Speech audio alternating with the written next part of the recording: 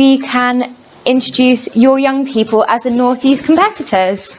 Yes, so to start off our regional round, we have our lovely North competitors. So if you'd like to both come up and introduce yourselves.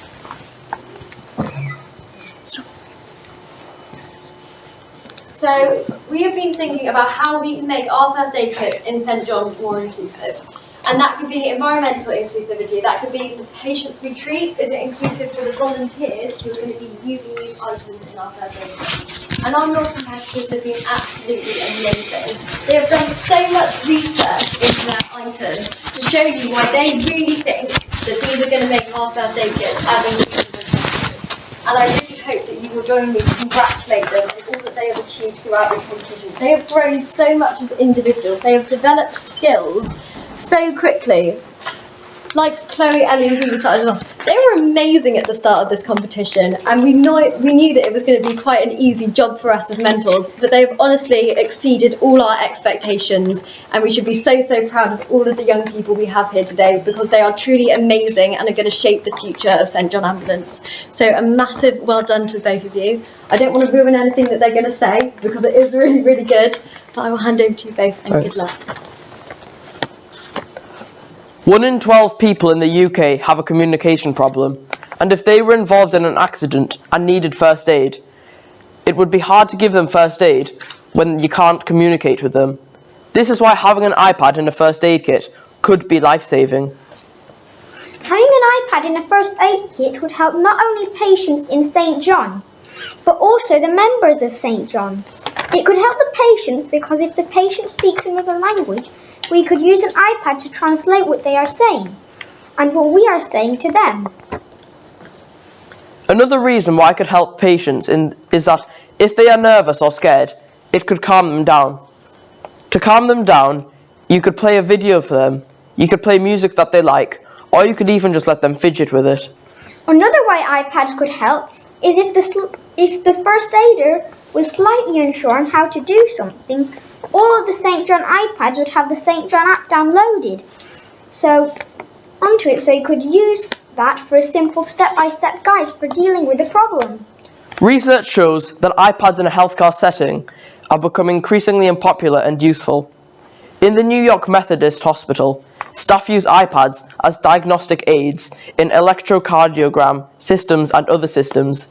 At Massachusetts General Hospital, clinicians use iPads to access up-to-date clinical information before and during patient consultations.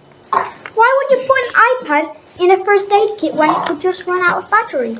This is because they are really useful, and we can overcome this problem by charging them or just bringing a power pack with them just in case we need them. What about getting the iPad damaged? Well, we can buy cases and screen protectors for them. But what about the price of iPad cases and screen protectors? We can buy them in bulk, and that means you can get deals like 40 for the price of 30, meaning you save 25%. And this is the price of nothing compared to the price of if you damage an iPad.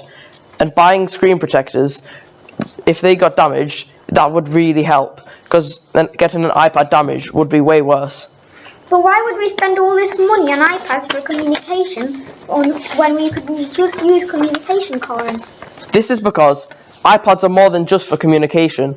They can be used as fidget and sensory toys, an MP3 player, communication cards, and a mental health leaflet. This would help patients emotionally and overcome many communication problems. Here's how we could use an iPad as a first aider on duty with St John's Ambulance. Can you hear me? I'm checking for danger. Can you hear me? Da.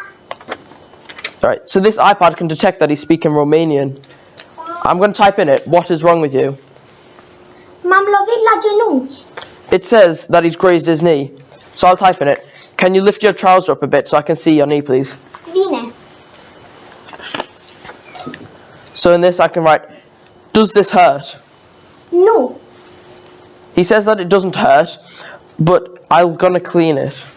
Bine. Okay, so I'm cleaning it, and I'm going to apply a dressing now. Bine. So I've applied the dressing. The iPad told me he was speaking Romanian, and this would help because there are over 300 languages spoken in London alone. Isn't that easier?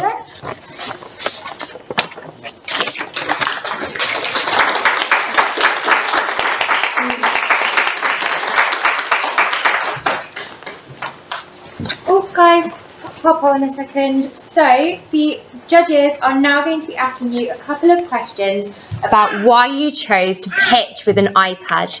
All right? Yeah. Are you ready? So, first of all, this is Nikita. Hi, yeah, so I'm Nikita. Have you been out on an event or in the unit when you realise actually this is not the best way of communicating and an iPad might help you? Is that what spurred your idea?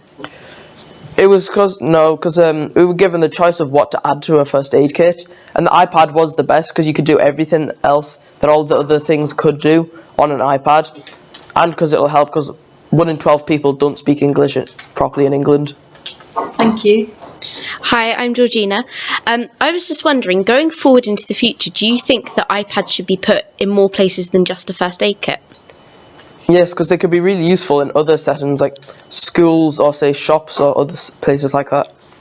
Okay. Hi, I'm Mariam. I loved to hear your pitch. So sometimes technology doesn't always work. So let's say we're on an event in a fair, we're at a fun fair, summer fair, and there's no Wi-Fi, there's no signal. How would your iPads work in that situation? Well, most people would usually have a phone, so maybe they could activate the hotspot on their phone and use it for the iPad.